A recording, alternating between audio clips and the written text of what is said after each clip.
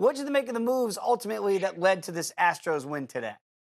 Well, there's this new word that we're trying to hashtag. It's called bullpenning this year, where they're just bringing in a bullpen at any time in the game, and not just one team's doing it; all the teams are doing it, and they're bringing in starters. And yeah, it's so bizarre. The Chris Sale coming in, I totally understand that because it's a do or die game, So bring in your horse and see what he can give you, and he pitched well. I thought he pitched very well, but to bring Justin Verlander in, of course, it ends up that it worked out and it Right. looks all great, like it was a great move. But to me, we're tweeting back and forth.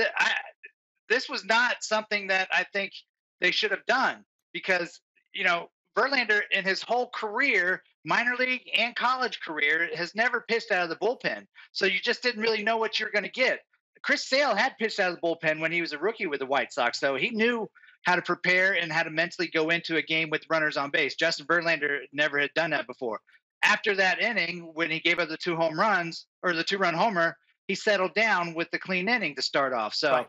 I mean, they ended up, it worked out for him. Everybody looks like geniuses, but still, we can always go back and second guess. This is the time of second guessing. By the way, I love going back and forth on Twitter with you when we're watching Major League Baseball. But Commish, because of that now, maybe AJ Hinch overplaying his hand a little bit. I think you and I both were like, what are you doing? Charlie Morton's pitching well. Moving on to either the Yankees or the Indians, are you a little bit concerned going forward that maybe with some of these managerial decisions, it could come back to bite them? Or are you more confident than ever as they move on? Well, as much as we like to second guess the managers right now, I don't necessarily think they're going to change their MOs. We did it last year with Dave Roberts and even Joe Madden, and they just continue to do what they wanted to do.